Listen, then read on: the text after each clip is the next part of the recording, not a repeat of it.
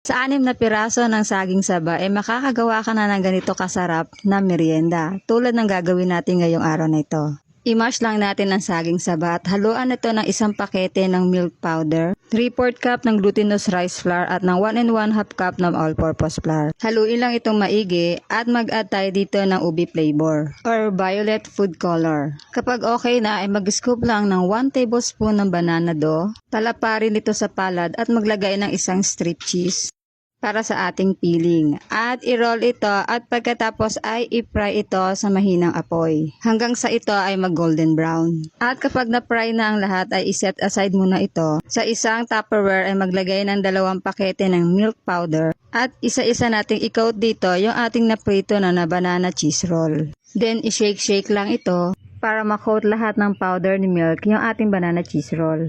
At kung umabot pa kayo ng panunod hanggang dito, ay huwag kalimutan mag-follow, like, and share sa ating video. Thank you for watching!